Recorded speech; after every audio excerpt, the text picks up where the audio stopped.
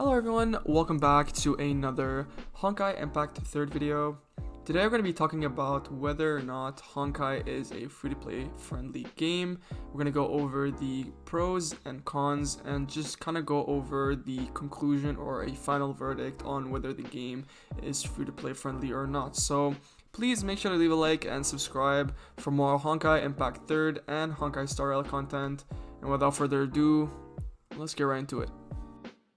Alright guys, so we're going to go over the pros on why Honkai is considered one of the better free-to-play friendly gacha games out there. So the main reason is that it gives off so many free SB Valkyries that are viable in version 6.4.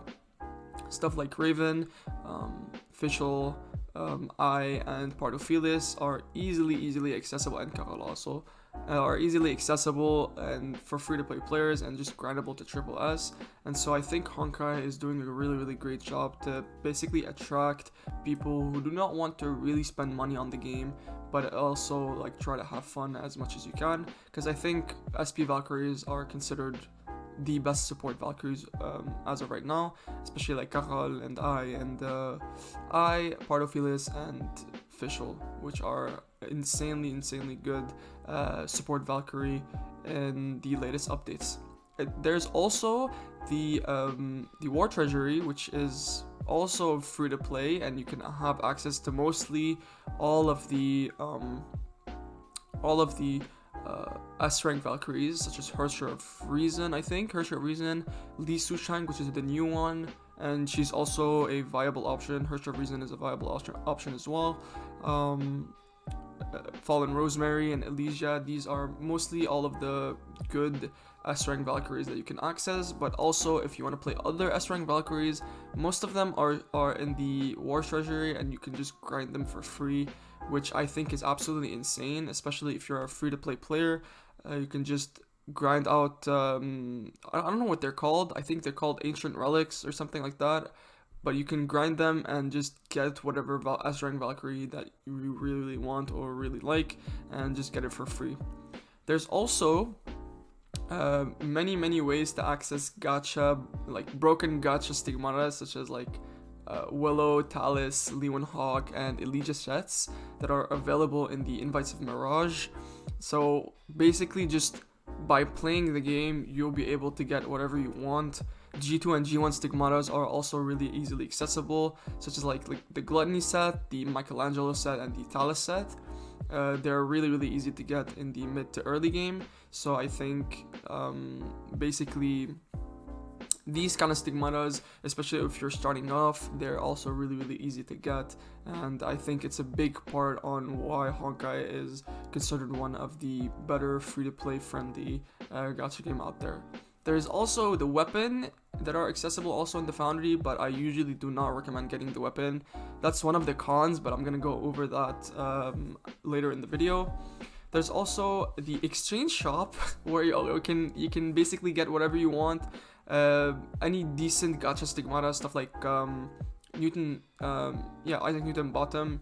You can also reroll for the shop 6 times for free each week without paying any asteroid, so they can give you like an extra chance on getting the stigmata that you need. So stuff like Isaac Newton Bottom or May Beach Party are available in the exchange shop, so you can just get them for free just by getting the salvage. I always forget what they're named, but the red stuff, red resonator, I think, or resonator shards. You can get them in the open world just by playing the open world, and you can get them every reset basically. And also, like, the cool part about this game is that resources are not really that hard to get. Basically, coins, asteroids, phase shifters, stuff like that are just really easy to get just by playing the game, and events just make it like you don't even need to play the event and just get the resources that you need. Just play the correct modes and just use your stamina efficiently, and you'll be able to get what you need really easily. But also, throughout all this explanation, like through getting all the resources really easily, through getting all the stigmatas really easily, you can just save up your crystals and get all the gacha valks that you really want, and just save up without spending any crystals for like I don't know, gear or stigmatas or stuff like that. But yeah, that's what makes it really cool about Honkai, is that you can just focus on getting normal resources without the premium currency, and just save up your crystals until the next patch. And also, what I think is cool about Honkai is that events just give you so many cool resources. Like right now, I caught 4,000 crystal just by playing the game for like a week or a week and a half, and it's just insane. Like I got coins, face shifters, pre-arm mats, like essential like upgrade mats, and it really helped a lot. So make sure to like sell out the shops and in the events as much as you can, just to get as many mats as you can for free. So there's also like BP that can give you like the battle pass that can give you access to the gacha stigmatas just by spending crystallum, where you can get like 3 crystallum in the dorm shop. So just by doing errands, you'll be able to get whatever you want in the battle pass shop. So that's, I think, is also really cool about it's just like there's so many cool free-to-play aspects about the game that you don't really need to spend any money. I spend money just because I love the game so much that I want to support the creators. Like I want to support MiHoYo, and I think that's what made me love the game so much, is the fact that it's F2P, like it's really free to play. And the last thing that I want to mention is that you can also get into the competitive side of the game just but you have to be like kind of ready to grind formats every day and be as patient as you can. So yeah, this is just a small thing that I wanted to mention, is that you don't need to really play casual. If you don't want to play casual, you can like get into the game competitively just by being free to play, which I think like getting to a Red Lotus is like competitive, I think. So yeah, this is the pros that I wanted to mention out. We're gonna go over the cons, and then like there are not that many cons in the free to play aspect of the game, but I just wanted to mention them just for you guys to know. So let's get right to it. Alright, so the cons that I wanted to mention for free-to-play players is that weapons are extremely important in the game and can basically like make or break depending on the Valkyrie. If it's Senti, then it doesn't really make or break, she just breaks everything. But most of the Valkyries really need their weapon, and so weapon accessibility is really hard, since you ideally want to have their signature weapon. You want to have like signature weapon for every Valkyrie, which you have to use up a lot of crystals. So what I usually suggest is that you just need to save up for the Valkyrie and the weapon, instead of just the Valkyrie for every update. That way you'll be able to get the weapon and the Valkyrie and just use her to her maximum potential.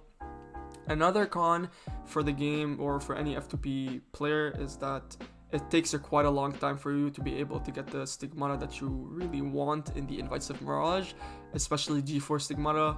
I still don't have access to G4 stigmatas, which I'm working on to get, but right now I'm trying to get the direct set for the most part. But you have to be like as patient as you can with your resources, and just try to not use it as fast as as soon as you can, just to get the good G4 stigmatas. So it is a gacha game. You have to be like really patient with it, and take your time with your resources and not use them that much. And the last disadvantage for free-to-play players, I feel like, is that I want to mention, is the gacha game. It's the gacha system. So in the game, so even though the game is like pretty generous compared to other gacha games, just like Fate or Fate Grand Order or stuff like that, and by having like a pity system and you can like get the Valk that you want, it's still like really annoying and bad for free-to-play players, especially when you want to pull for gear, because there might be a chance that you get duplicates. So make sure to this happened to be like in the silvering update, but yeah, make sure to save up your save up well for your crystals so you don't run into that problem, and just get the weapon as soon as you can. So yeah, that was basically for the cons. Not really that much. I think the pros outweighed the cons really really much. So yeah, we're gonna go over the conclusion if Honkai is considered a free-to-play game. Let's get right into it. So in conclusion, I think that Honkai is extremely free-to-play friendly, mainly due to the fact that the pros basically just outweighs the cons, and you can basically get whatever you want just by not spending any single dollar. You can, however, get the monthly card and the battle pass, which is roughly around $20 for each patch, and it like just gives you a huge boost on your account, just if you want to like try to support the game as much as you can. But it's all up to you if you want to be spending on the game or not. But yeah, that was pretty much it.